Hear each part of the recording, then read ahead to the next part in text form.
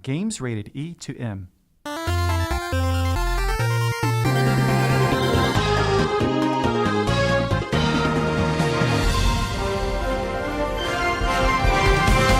Welcome to Nintendo Power Podcast. On this first episode, we look back at Nintendo Switch in 2017 and discuss the creation of The Legend of Zelda Breath of the Wild with the game's developers.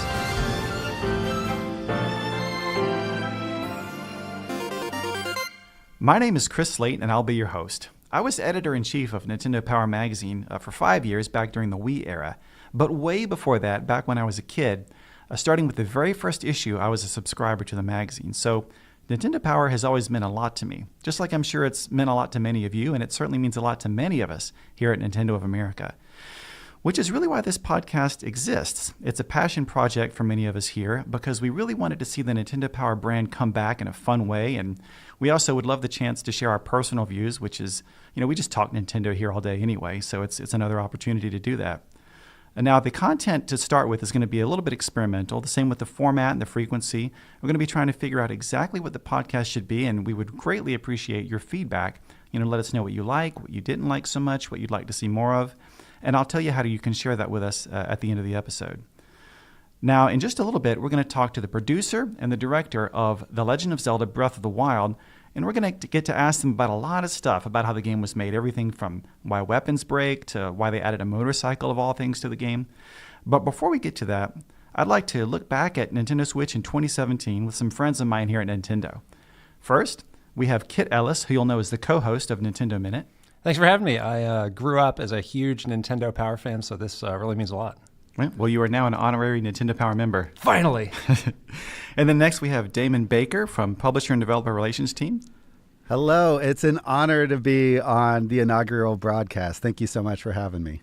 Well, thanks for coming. We love having you. And as I said, we want to talk a little bit about Nintendo Switch in 2017. It launched in March, so it wasn't necessarily the first full year, but it was the first calendar year, I guess you could say, for the system, and a lot happened. And, it would take quite a while to go through every beat of Nintendo Switch in the year. So what I'd like to do is discuss for each of us what's the moment, what's the thing about the year of Nintendo Switch that we'll remember the most and that we'll take with us. Chris, I just want to say, it has dawned on me that we're essentially the opening act for Mr. Onuma and Mr. Fujibayashi, which, if they're like the 8-course gourmet meal, I'm hoping that we can be like a breadstick, at least. Yeah, we're the soup or the side salad. Yeah. Oh, well, you're talking big. My thing that I would take away from 2017, and there's a lot to choose from, but just personally speaking, I was really blown away at E3. I've been to many E3s over the years, and I always love going. Obviously, if you're a gaming fan, it's basically like Christmas in July or June rather. And this year, we had a very interesting booth at Nintendo. We had the Super Mario Odyssey design with all the little photo ops, and we were fortunate enough to have a lot of people really interested and want to come play the game. I was really impressed with how it turned out, personally speaking. And that's something that when I think back on the year, those visuals, those memories really come back strongly. What is your personal E3 count at this point? What are you up to? I'm not even sure I could tell you how many there's been. Yeah. It's basically all of them, but maybe 4. There was a short period of time where I didn't go, but I was there for the first ones and for most of them. So, yeah, it's been a lot, but it's been great to see how the show evolved, and then to see how, from within Nintendo now, how Nintendo evolves its approach every year. I always find it very interesting to see that process work out. And this year we had we were fortunate enough again to have so much attention at the booth that on the second day it was interesting to see how the team there restructured the lines to make sure more people had an opportunity to play, and to the point where we even had to have some Marines on hand to help organize everyone because there was so much interest. So. It's great to just kind of be a fly on the wall and see all of that happen. And then specifically for me, being such a big Mario fan myself, I was really interested to see Super Mario Odyssey and to learn a lot more about that game. And when that trailer showed up in the Nintendo Spotlight and you saw for the first time the capture mechanic, and then you heard Jump Up Superstar for the first time, which would stay stuck in my head for the whole rest of the year, that's also another personal highlight moment for me. It seemed like an extension of the year previous where we were focused on Breath of the Wild, and we really themed out the booth around that game. This year it was Super Mario Odyssey, and it was interesting to see people, coming to play the game, but then sticking around to just be in this space, this kind of recreation of New Donk City that we'd made, and we had some, really fun elements from the game that were brought to life. We had a real life Goomba stack, so I learned that I'm about 2.75 Goombas tall myself. But I think that's something that is special about the Nintendo E3 booth. It's a place where people come to congregate, and of course they come to play, but it's just got a really good feel to it. Yeah. Whenever I'm participating in E3, it's usually behind the scenes. And we're, doing a lot of meetings with our third-party partners. But it's always telling to me, I'd love seeing these major producers for franchises like trying out a game like Super Mario Odyssey for the first time. Like, you can always tell a producer or a game creator, because the first thing they do is they like grab the controller and then they press every single button to see what it does. And they're just trying all the mechanics. And you might see like a moon in the distance. It's like, no, just go over there and get that moon. But they spend like 15 minutes like trying every single possible move scenario that they can conjure up. Something else I think is really special for us about E3 is, getting to see the developers, watching people play their games, seeing their reactions of being amongst their peers, and having some special moments with them. And I had one with Mr. Yabuki, who's the head developer of ARMS. And he's not somebody that I had much time to spend with previously. Obviously, I knew who he was. He was in the January live stream, and he's been involved with the Mario Kart series before. But we were going to shoot a Nintendo Minute video with him, and we were sort of getting ready for that. And he's like, well, what do you guys want to do? And we were sort of talking through some ideas. And he's like, well, how about if I just show you how I play this game? And we were like, oh, this is like a personal tutorial from, the lead developer of the game. Yeah, we're not going to pass that up. And he was just so warm and so engaging, and, had just this really personal way of showing us how to play the game. And we had just so much fun playing with him. Like we each went, head to head against him, and he was really, clearly not pulling out all the stops to beat us. He didn't need to either.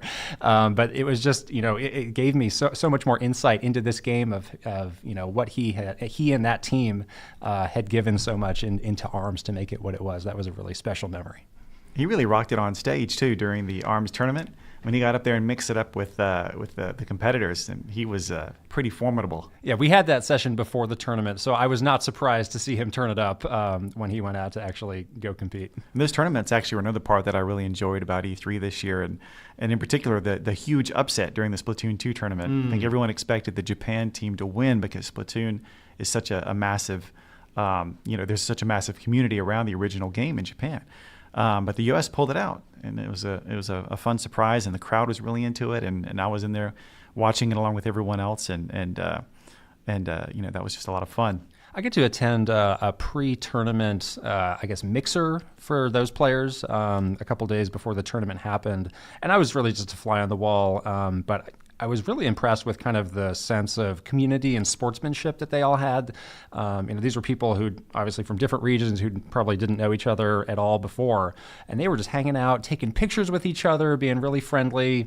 It could have been a case of like, oh, this is a serious competition. I don't want, don't talk to the other team. Don't give away your secrets. And I don't think they were doing anything like that. But everybody was just really friendly, having a great time. And obviously, once the tournament started, it got really serious, but it felt like people were in it for the right reasons, having a great time and enjoying the game. That's great to hear. Yeah. Just having fun. Mm-hmm. And Damon, actually, what do you think you'll take most from Nintendo Switch's first year? Oh my goodness. There are so many amazing moments from this last year, and I feel like I've aged like an extra 20 years getting through all of it. But it's been an incredible year, especially on the third-party side of the business. The team over here in publisher and developer relations, we've just launched our 300th game. And like you mentioned, it hasn't even been a full year yet. So everybody's been really, really busy. But in terms of a moment, I would just say, third party in general on Nintendo Switch and on Nintendo platforms, it has been awesome to see the level of support from the publishing partners, from the indie community. This goes all the way back to, the participation in the reveals and those videos and the announcements of the Nintendo Switch platform in general, and showing the level of support from major publishers. But then also, I gotta say, it was a privilege to be able to help announce, the indie support in that week leading up to the launch of Nintendo Switch and around that GDC timeframe. And I know that there was a lot of uncertainty in terms of what is this catalog of content that's going to be coming over to the platform. Some things had been announced, but there was still a lot of stuff under the veil of secrecy, to make it as impactful as possible. And to be able to go out with an indie showcase and to be able to show off all of these great titles and to see the internet turn positive for 24 hours, that was amazing. Like I was, you go to the forums and everything, and you expect a little level of trolling or negativity here and there, but the overwhelmingly positive response for Nintendo Switch and for the type of games that we were bringing out and the indie developers and the publishers coming on board, it really felt like not only did we have something special, but that we were heading in the right direction from the very beginning. So it was a really encouraging way to start off, and we've been riding that wave ever since. It's been awesome. And you mentioned 400 games. I'm going to assume you've played all of those. Are there any that really stand out from those that you have played, as among your favorites of the year? Well, let me correct you. It was 300. It feels like 400, but we have 300. I've had a ton of fun with a lot of them. In particular, it's games like Floor Kids that just came out from Merge Media. It's Golf Story. Oh my gosh, it's so much fun. I just had a smile on my face playing through the entire game. SteamWorld Dig 2 was incredible. Of course, launching Stardew Valley on the system was awesome to see the great reaction to that. Playing multiplayer Overcooked and making and losing friendships in the process of playing that game.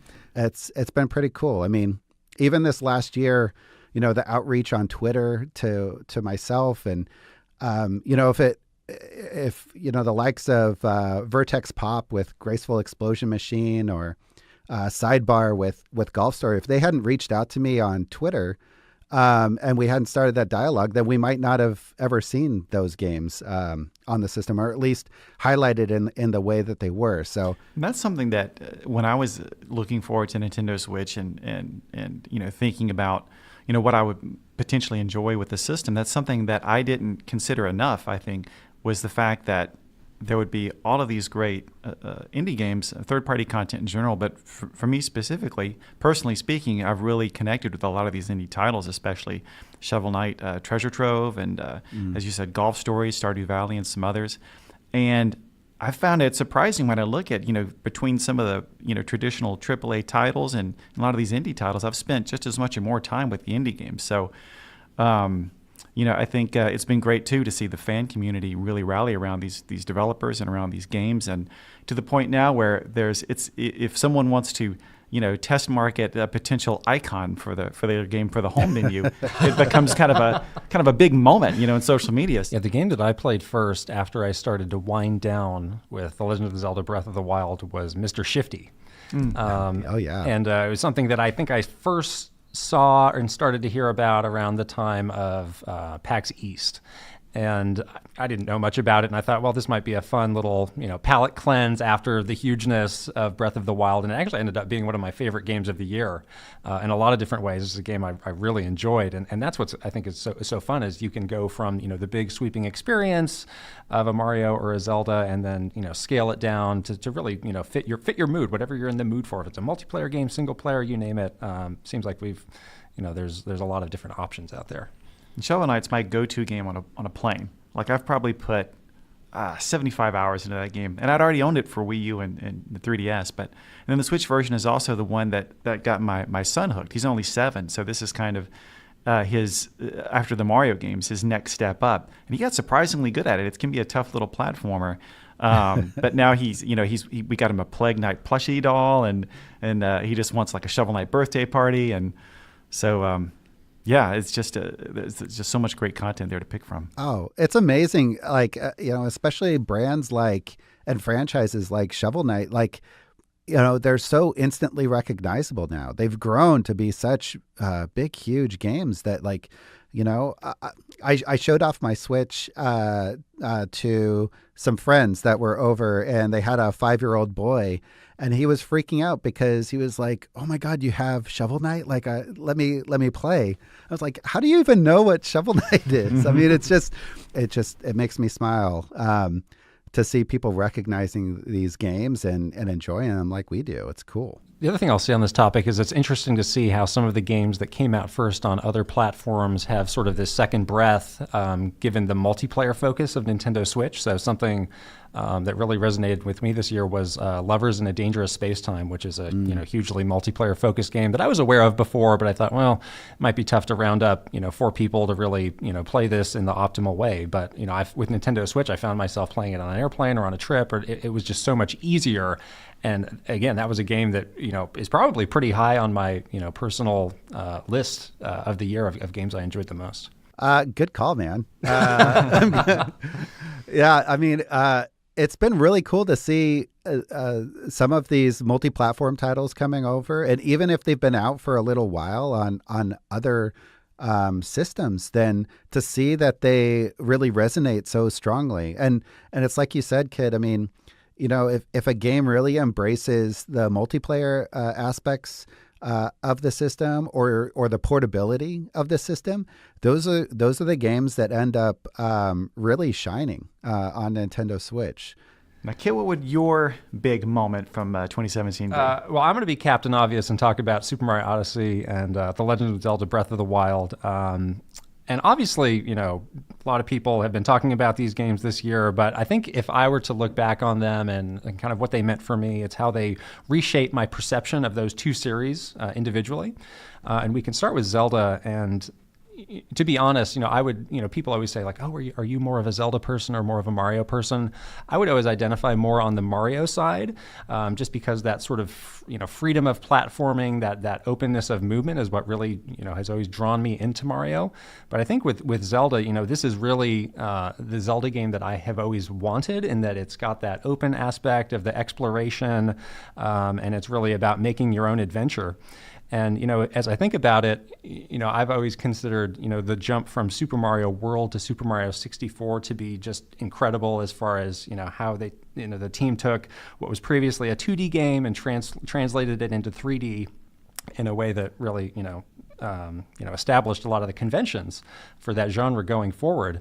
It feels like there was something similar going on with Breath of the Wild, where, the Zelda series had been on a path for a number of games, and Breath of the Wild was, in some ways, a lot of a reboot, where they were starting over, introducing new mechanics, new systems, and in some cases, which were, risky if you think about it, like a cooking system or a climbing system, really introducing new things that hadn't been a huge focus of the game before. So just thinking about that, and thinking about, how people still to this day are finding new things in that game. There was so little hand-holding, so to speak, in that game. For me, it really kind of transformed the way that I think about the series. Yeah, for me, the launch of Nintendo Switch in March is what I remember from that the most, is really the stories everyone was sharing from the Breath of the Wild. How everyone was playing the game in a different path, different pace. Everyone, had their own weird things that happened to them while playing. And it was fun just to come to the office and hear what, trade those stories, find out what happened to you. Then I might try to go home and see if I could recreate that myself. And I don't know that I've felt that from a Zelda game to that degree since the very first Legend of Zelda on the NES. And I know we've talked, and the developers have talked about how that game was in some way an inspiration for this game. And I really think in the best possible way, it got back to that freedom of exploration, that idea that you couldn't necessarily guess what was going to be coming up next. And Super Mario Odyssey, I mean, I would agree with you that, usually Zelda and Mario for me are neck and neck in terms of my favorite series, and Mario, more often than not, edges it out a little bit. But one thing I'll say about Mario Odyssey is that for someone like me who's played, so many Mario games, all the Mario games essentially, to be able to have those moments where if it's something that's maybe an obvious callback, like the festival in Udon City, where you just feel that love and that appreciation for the whole history of the franchise, going all the way back to Donkey Kong, even something that's less obvious, maybe like when you first start Cascade Kingdom, the second kingdom, and you hear that music that really just feels like you're starting a grand adventure. And it's not the same. It's a very new type of game, very new features. But I got that same feeling in that area of the game that I got when I first started playing Super Mario 64. This kind of adventurous spirit, this freedom of movement, but not in the exact same way, because Odyssey brought so much new to the table. Yep. Yeah. Oh, can I jump in? Please. What I loved about Super Mario Odyssey was also kind of to touch on what Chris was saying, is that sense of nostalgia. Like there were all of these callbacks, whether it was the different costumes and outfits, or whether it was the 2D pixelated gameplay elements to it. I mean, it was like all of these instances that would call back to your childhood, and it was always like almost like a mental pointing out of like, oh my God, I remember that, or oh, I remember doing this when I was a kid, or seeing this, and it was it felt really engaging in that it almost felt like it was just for you while you were playing through the game. Yeah, to your point on Mario, both of your points, yeah, that is the thing that stands out for me, is the way that the game was able to balance nostalgia with things that were truly new to the series, and I kind of challenged what people expected from the series. So I think New Donk City is the perfect example. You've got Mario in this realistic setting. People are saying, well, if that's a human, what is Mario? We all went through that phase, I think, around E3. But once the game came out and I started to play through it, I started to see that other sort of layered element to it of, there's that one part where you go into a theater and you go into the pipe and you are playing Super Mario Brothers World 1-1 as this group of people in New Donk City are watching. And I thought, wow, this is meta. This is kind of crazy. And this is a cool callback.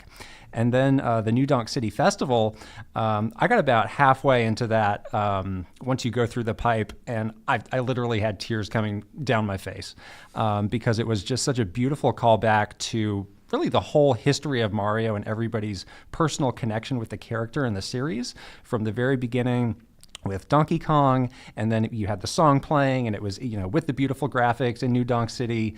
It just felt like this culmination of everything that the series had gone through. And it's one of those things where, once you get a little bit into it and you realize like, oh, this is not meant to give me a challenge. This is really a celebration and something that's meant to be savored.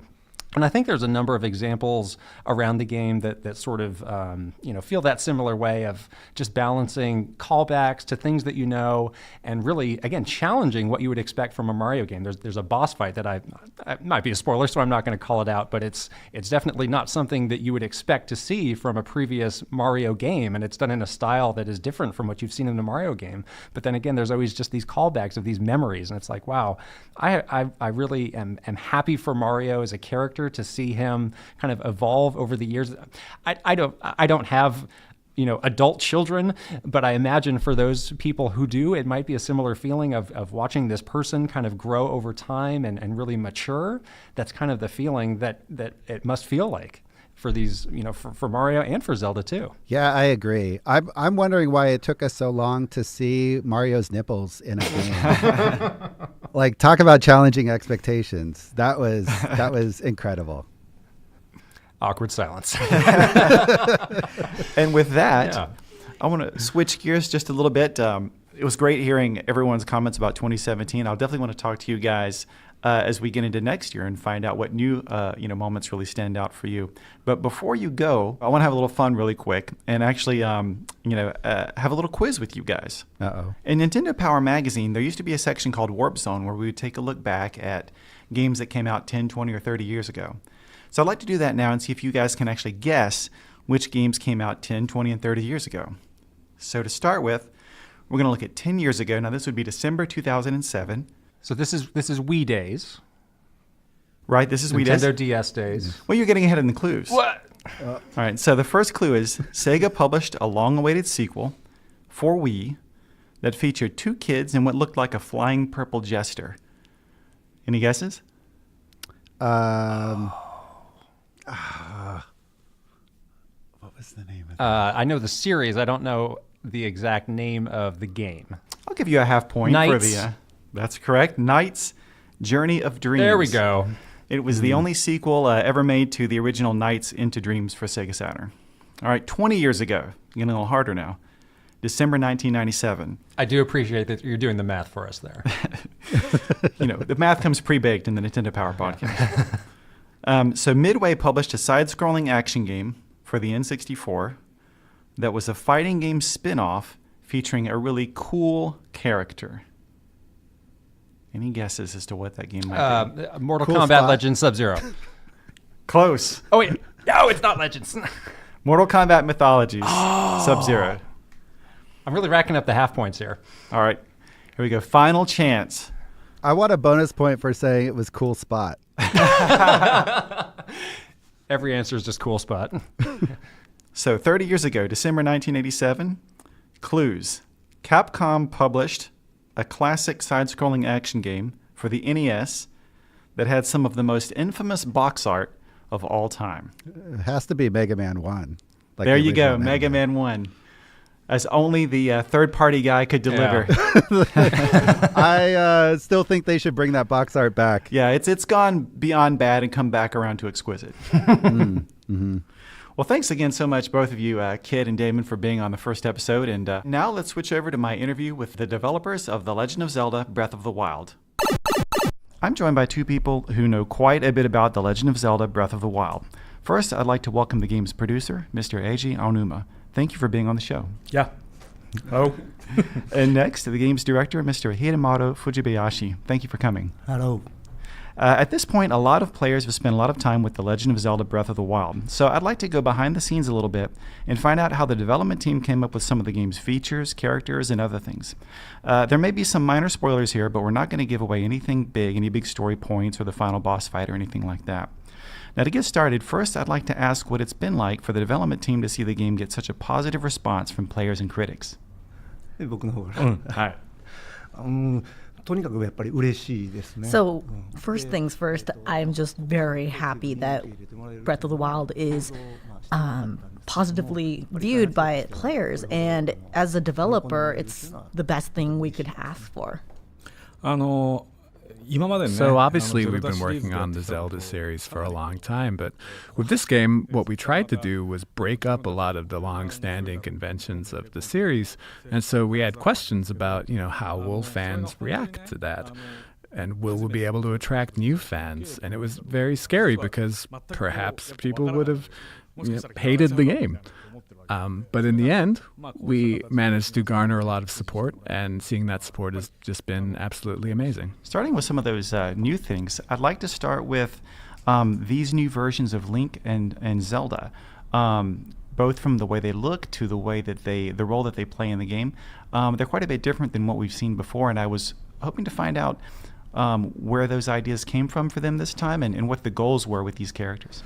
リンクに関しては、 So, as for Link, we wanted to make Link look a lot cooler in design than Skyward Sword. But also we wanted everybody to be able to relate to Link, to be able to like him, in no matter what kind of form. So we designed him that way. As for Zelda, we kind of portrayed her more like a sister-like figure, and not necessarily in age, but just kind of that maybe a woman that's a little bit older or mature. So actually, I think the first time we really kind of solidified the Link design, or for this title, or we started to solidify it, was when we first showed a trailer for the then not yet titled Breath of the Wild. It was just the new Zelda game, but you have that moment where he's facing off against the Guardian. He jumps off the horse and he pulls the arrow back and shoots it, and he has an expression on his face that's kind of troubled. It's kind of sad.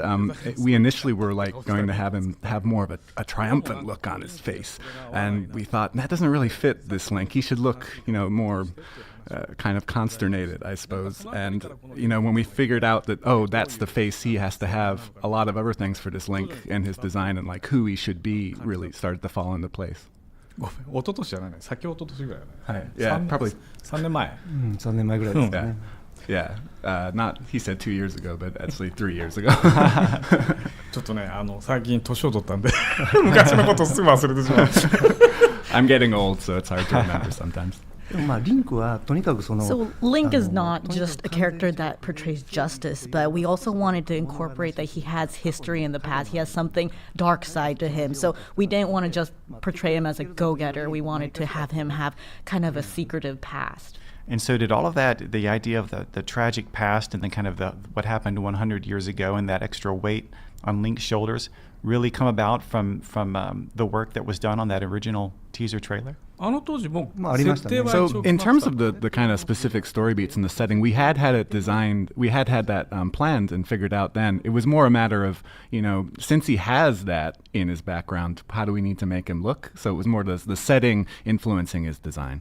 So at that time, we already had the story beats and the story ideas of Link being someone who's waking up from the past, doesn't know who he is, and coupled with that, having him be someone who was this kind of like go-getter who's thinking, oh yeah, let's go do this, let's get this taken care of, wouldn't really fit with that background and that story idea. So it was really the relationship of the story beats and the story ideas we already had with his design that ended up influencing the design, and we ended up with the Link that we have. Continuing this theme of new changes for Link, obviously his actions in the game expanded quite a bit this time. Most notably, he's now able to climb anything in sight, and he also can soar with the paraglider.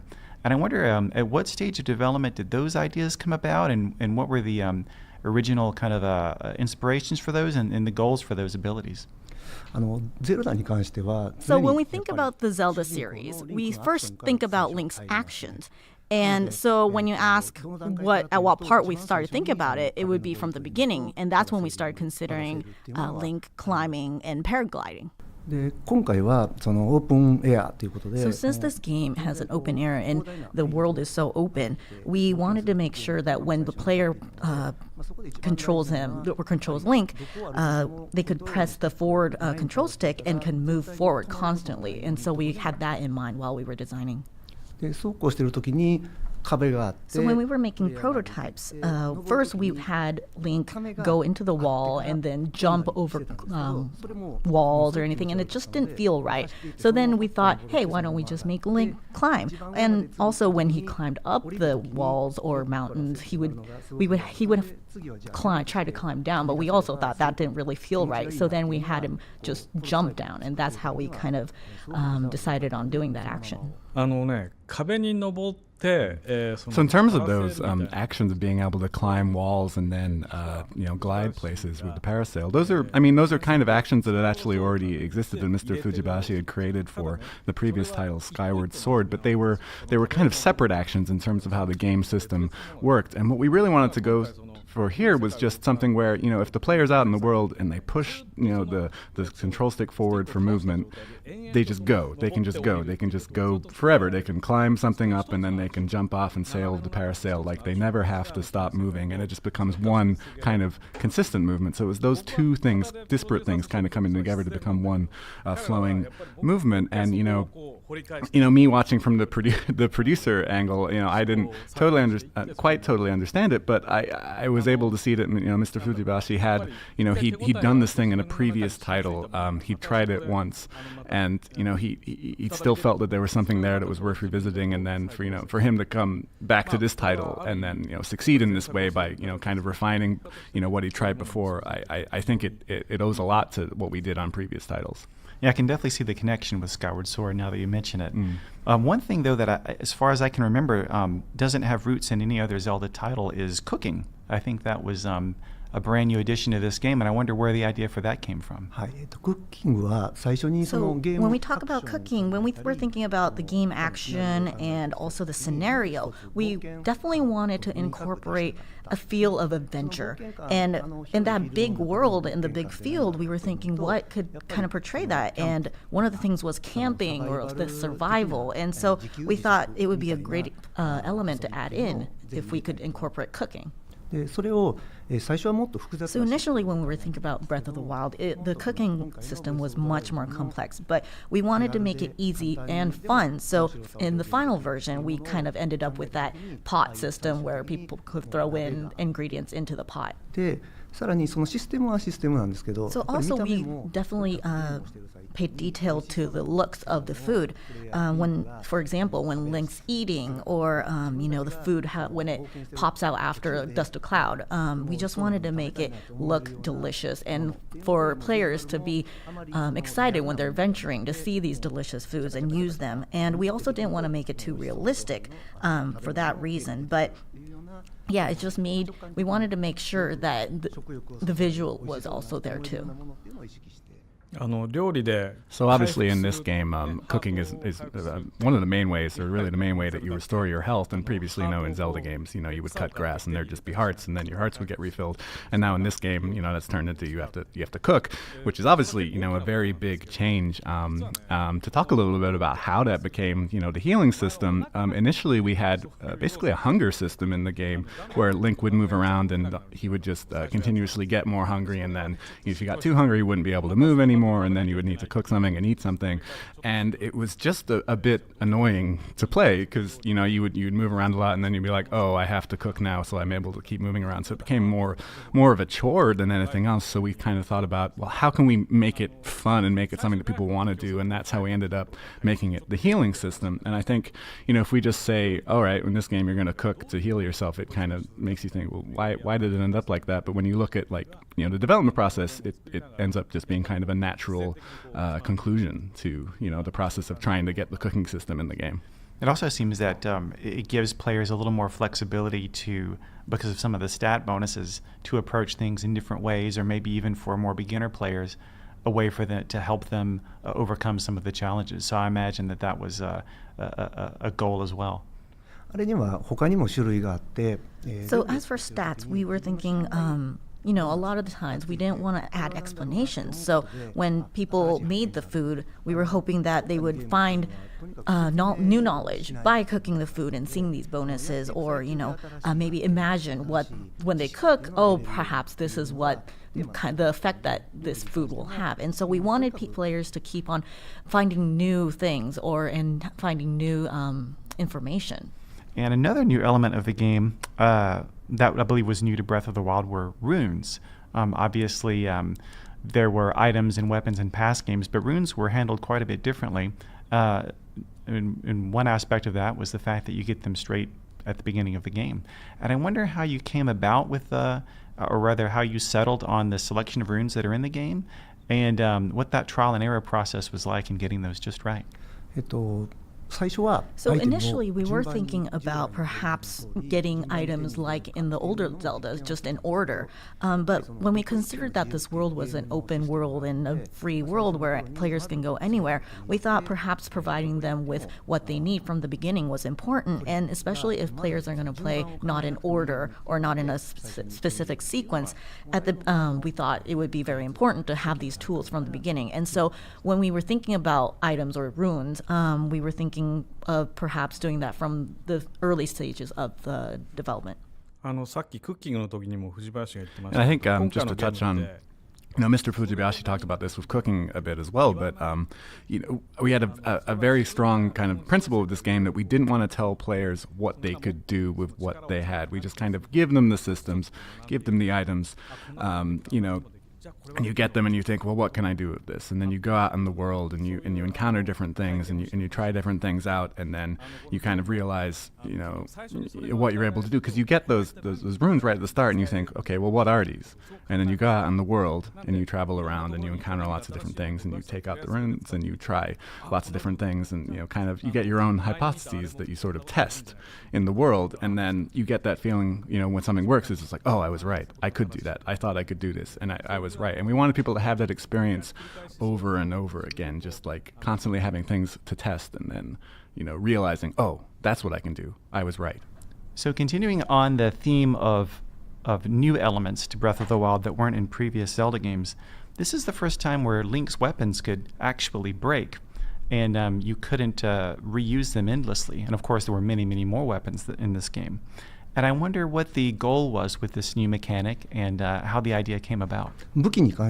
So when we were thinking about weapons, we considered that this world is a big open field, and then we wanted players to go on an adventure, and we actually called it a term as gravity, as to pulling players into that world. And so if we were thinking, especially because it's a big world, but if we just let players just do whatever they wanted, they wouldn't really know what to do. So one of the things we thought about is, for example, if we place an enemy that dropped a certain weapon, then the player would feel like they want to go defeat that enemy, because if it was really truly free and players could do whatever, they would probably just avoid it. So instead, they would be more inclined to go defeat that enemy, and once they defeat it, they would get a certain weapon, and that was scattered all over the world. So that was one thing that we considered when we were thinking about weapons. I mean, in terms of, obviously, making Zelda titles, figuring out how to make combat fun has always been a huge challenge, and how do we let players, do what they want in combat? How do we make it fun? Just pressing a button to swing a sword is, obviously the most. It has the kind of reactive kind of feel, but it's also very simple. So we thought about ideas of like, all right, well, what if you have to do, kind of more complicated button inputs to do different, different attacks or things like that. But it just sort of became too complicated and actually not very fun. So when we came up with the broken sword, the idea of like weapons breaking, if you have this nice weapon, but it's going to break after a certain number of uses, you have to start thinking about, when am I going to use it? What enemies am I going to use it on?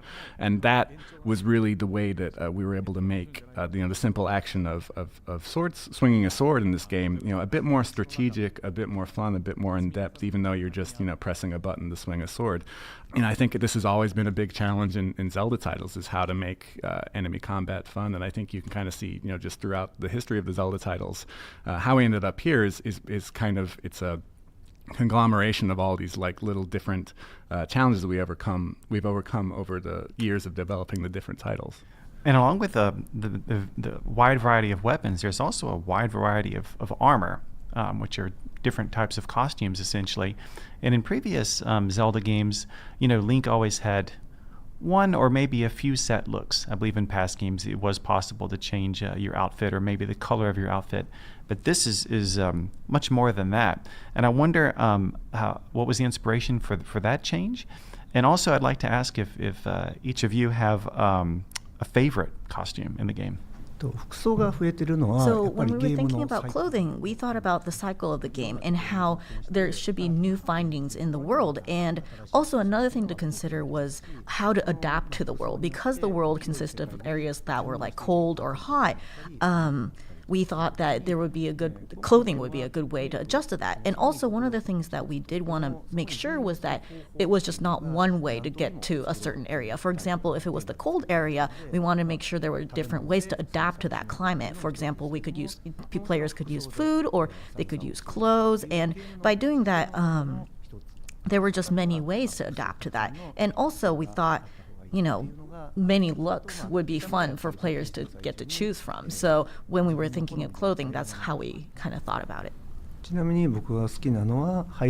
And so my favorite outfit is the Hyrule Soldier's outfit. My reasoning is it kind of looks cool.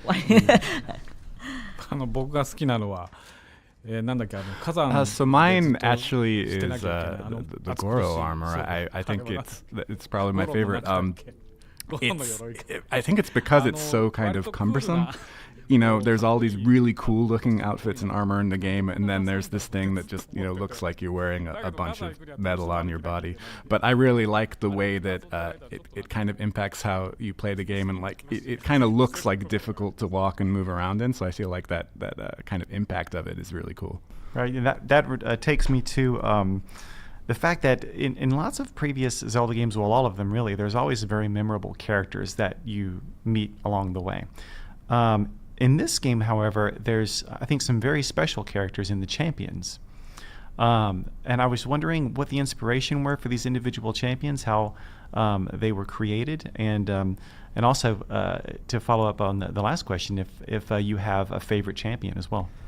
When we were thinking about champions, we were thinking about the scenario. And first we thought, Hyrule isn't consistent of just the Hyrule people. It's with other races. So when we were thinking about a big enemy like the Calamity, we thought perhaps Hyrule and these other races work together, and perhaps the leaders of those each races would represent and work together with Zelda representing Hyrule and Link as the hero. And we thought that concept and that storyline would be a beautiful way to illustrate this game.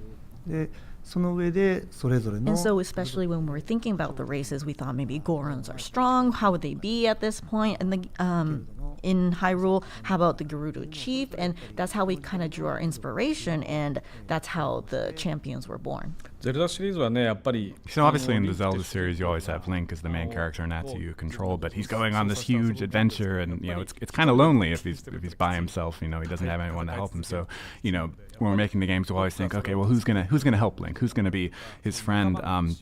Back actually when I was directing Zelda titles, I had this idea that there would be, kind of 4 different, strong warriors or knights in Hyrule, and I actually kind of thought about like calling them the Hyrule 4. It's been interesting to see that, we sort of ended up in this game having that same sort of idea come about, and I didn't talk about that with Mr. Fujibashi at any point. It just kind of naturally happened.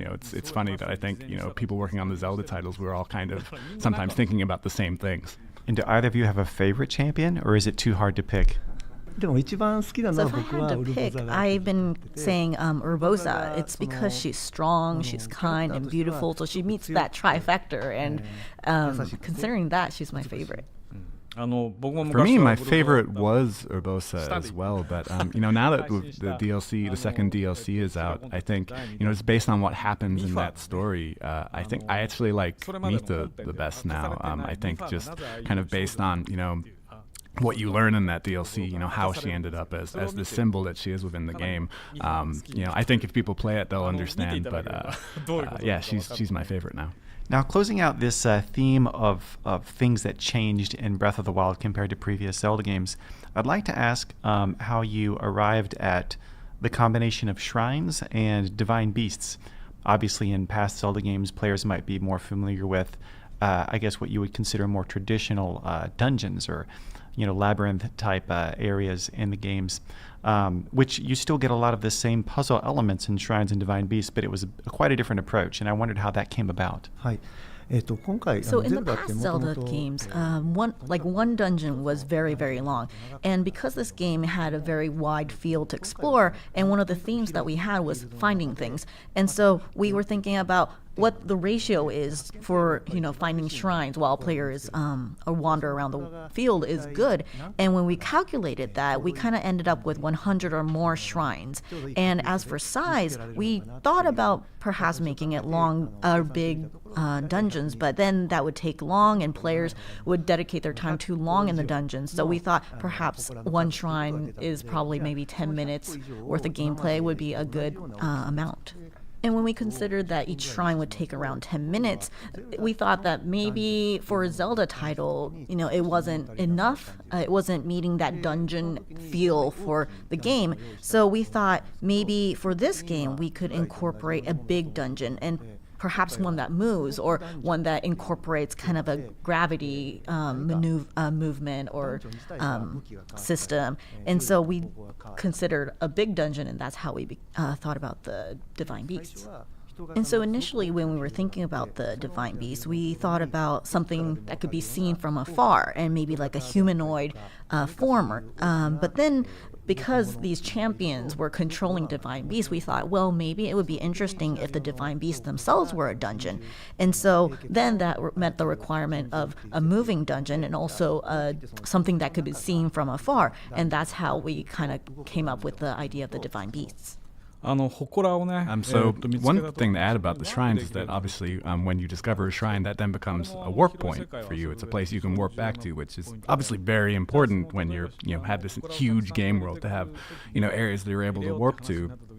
And the reason we put that in is because if you discover a shrine but you're not able to finish it, and you think, oh, I'm just going to have to walk all the way back here at some point, that's kind of a disappointment to players. So we decided, okay, well, we've got to have them be warp points. You've got to be able to warp to there.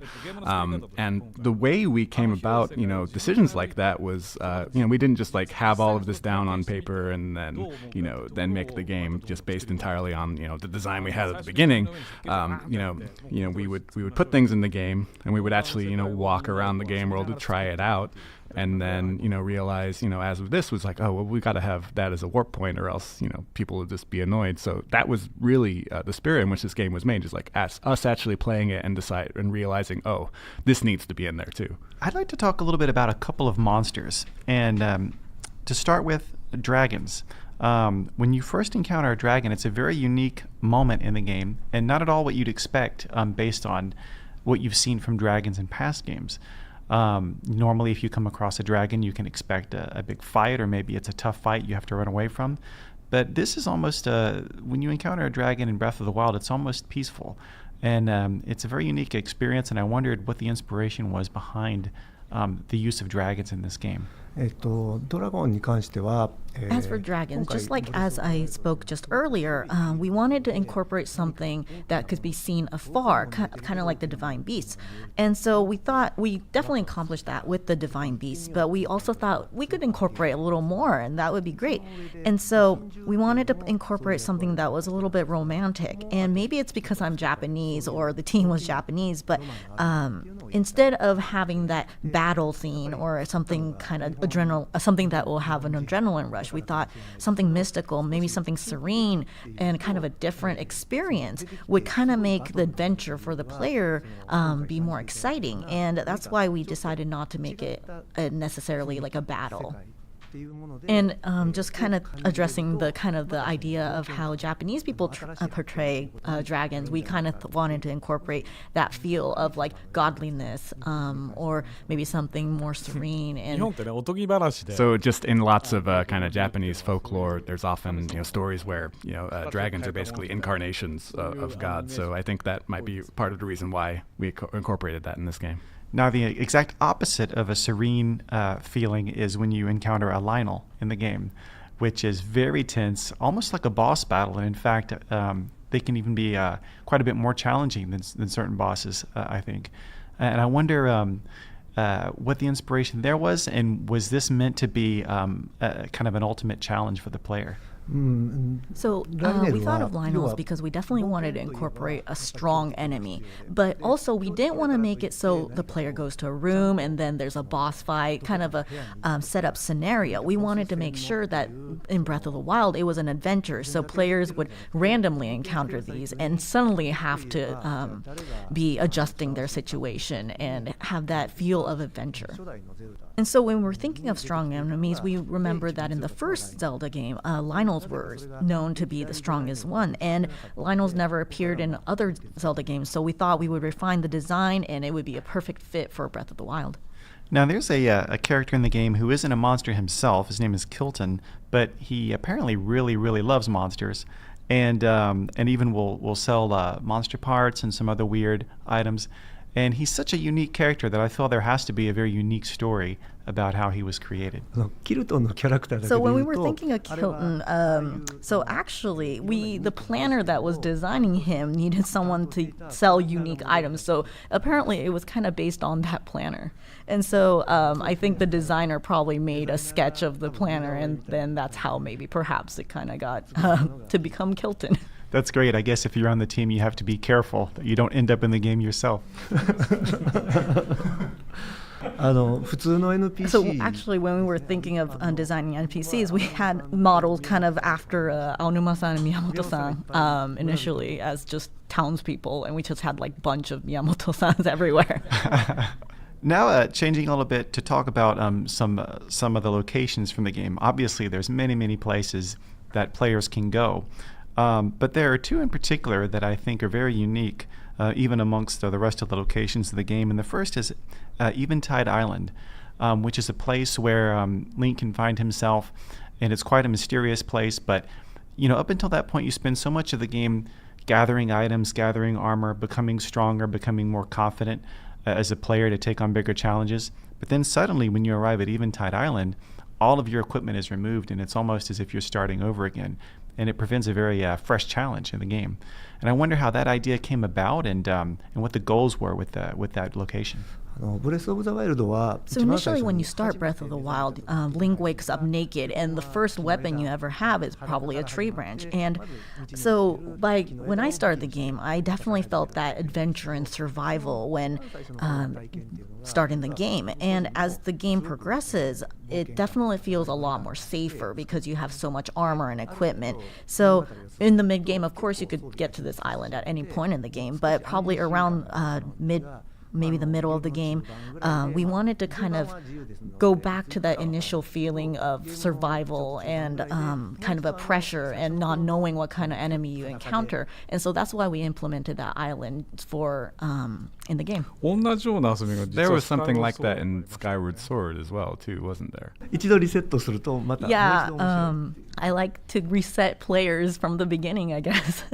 Now, another unique location is a town called Terrytown. And what's unique about this town is Link actually takes an active role in helping this town come together and be populated by other characters and to add different buildings and such to the town. It gets built up over time through various side quests.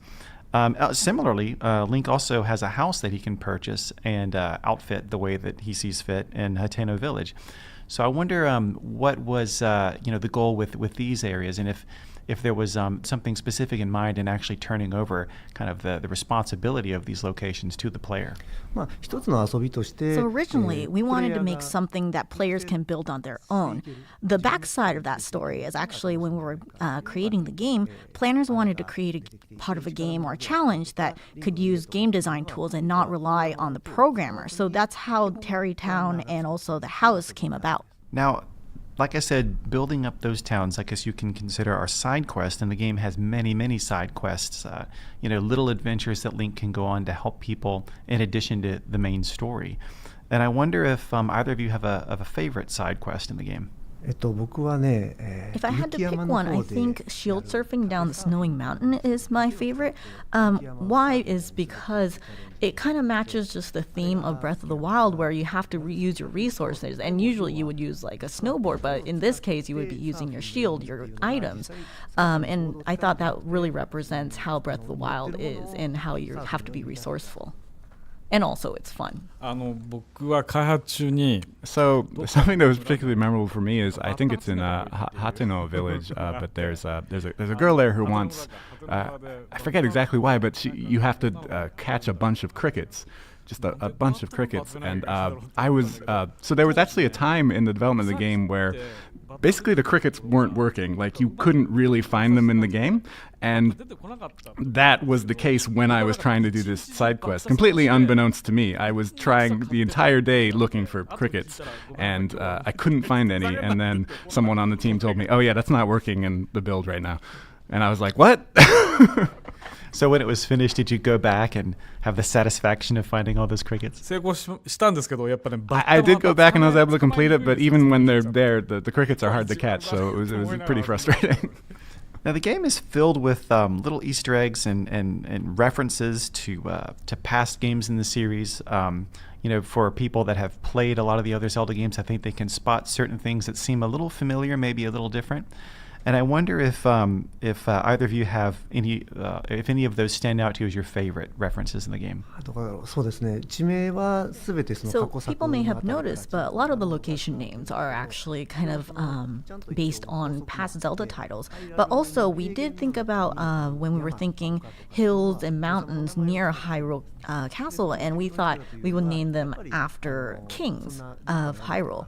And so, it's kind of, if people are interested, it would be kind of a interesting thing to look at and perhaps think about why that is named that way. And so that might kind of add a different perspective while you play. あと音楽ね。Just to talk a bit, on that note about the music. I mean, obviously, with all Zelda titles, we kind of have this kind of like Zelda style of music, different like bits of melody that come back and are recognizable to fans of the series. But with this game, we really did something totally different. And I think there's a lot of people who probably play the game and they think, when am I going to actually hear that kind of something I recognize from the Zelda music kind of catalog? And there are moments in the game, that come at different situations where you get just a little bit of flavor of that. And one of them is, when you get on a horse, you'll hear like just tiny, like a little bit of it. And I think, finding that kind of like musical Easter egg is something that's fun for people too. Now, this game, as we've discussed, has many, many new systems. It's a very, very big, expansive world. And then when you bring in all of the different play mechanics, I imagine this must have been a very challenging game to test and balance throughout development. And I wonder how you went about that. はい、最初 So の from 頃 the から beginning, we その knew that 規 this 模 was の going to be a 大きい big scale project. And so we thought about adjustments from the very beginning. And so what we did was we would all the players' data from their PC collected into one and have it analyzed.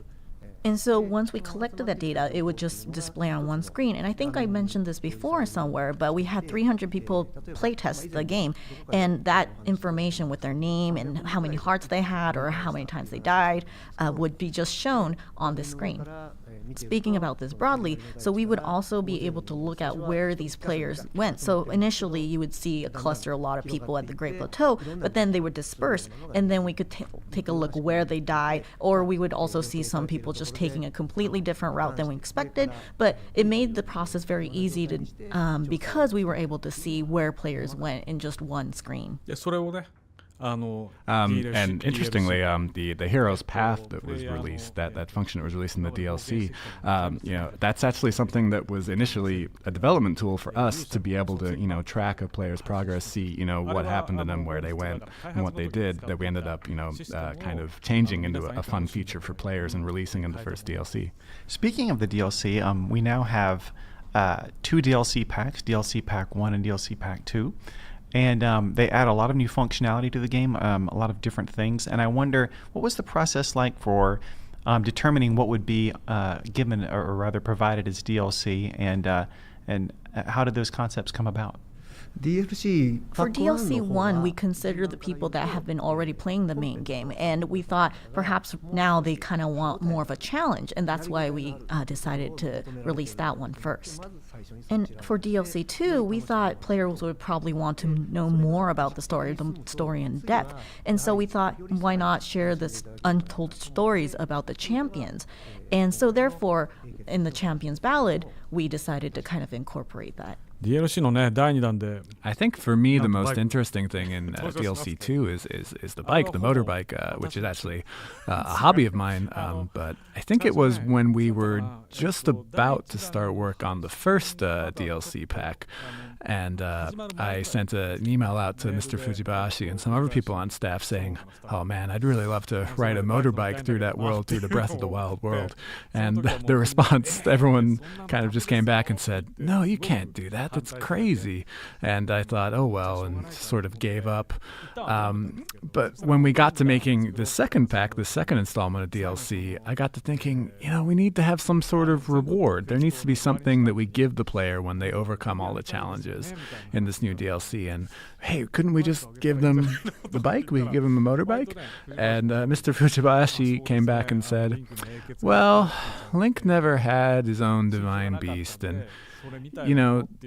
this is not a divine beast, but maybe it could be something like a divine beast for Link, and that kind of got him into the idea.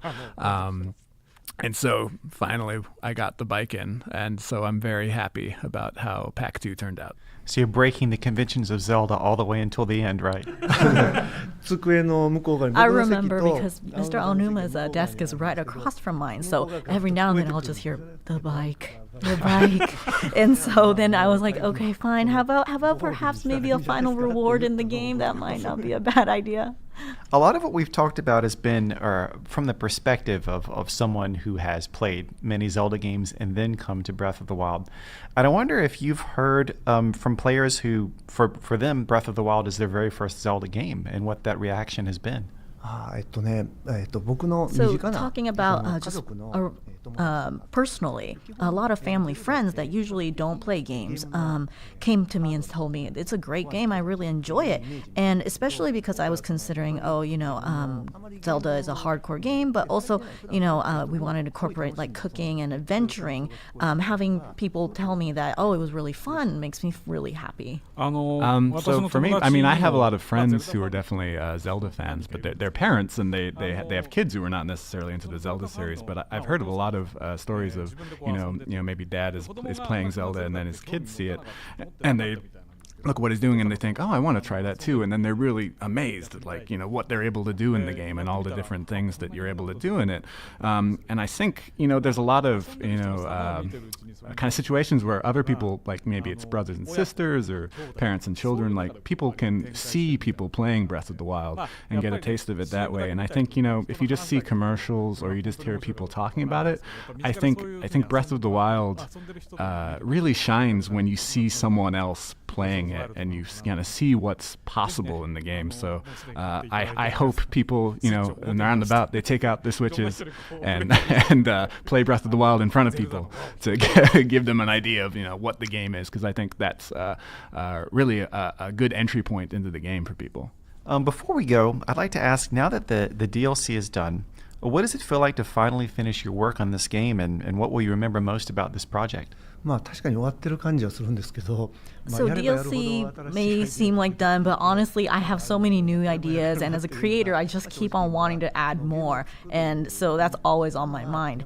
But the thing that really sticks with me is just how the process went of just creating Breath of the Wild. Lots of staffs incorporated many of their ideas, and that became one thing and a product. And so it was great to hear these ideas that we came up with, for example, cooking or adventuring, being positively received by players, and just that hard work of everybody. I'm only here to represent, but just all the people that work together made this product, and just seeing that blossom is really, really satisfying.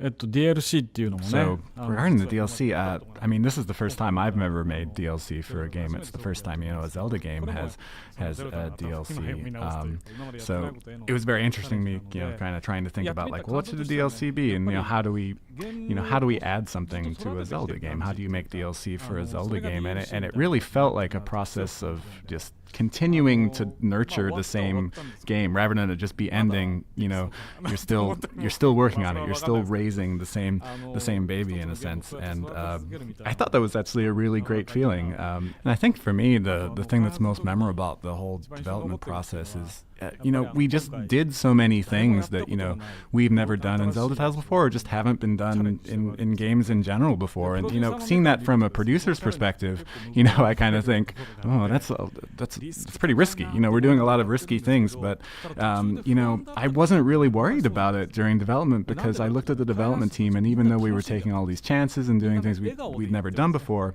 everyone was having fun. Everyone was having fun working on the game. Everyone had smiles on their faces, and I think when you do things that are risky, when that risk pays off, you're just that much happier. And I think that's the feeling you get playing the game as well. Like, you take risks in the game and they pay off. You try something you've never done before and it pays off in the game. And so I think it's really cool that, we had that same sort of feeling making the game. And then the people playing the game have that same feeling as well. We're kind of in the same position. We kind of have the same joy and happiness for making the game and playing the game as well. And that's something I'm really grateful for. Well, Mr. Aonuma and Mr. Fujibayashi, thank you very much for your time. And thank you very much for sharing your stories about The Legend of Zelda Breath of the Wild. Thank you. Thank you. That's it for this first episode of Nintendo Power Podcast. Once again, I'd like to thank our guests Damon Baker, Kit Ellis, Mr. Aonuma, and Mr. Fujibayashi. Now, like I said at the start of the episode, you can really help shape the show, and we would greatly appreciate it if you would send us your feedback, let us know what you thought of this episode, what you'd like to see in future episodes, and you can shoot us those emails at nintendopowerpodcast@noa.nintendo.com. Also, it would really help if you would leave us a review. That helps us get discovered by more people. And be sure to subscribe so you get the episodes as soon as they're ready. Thanks for listening, and keep playing with power.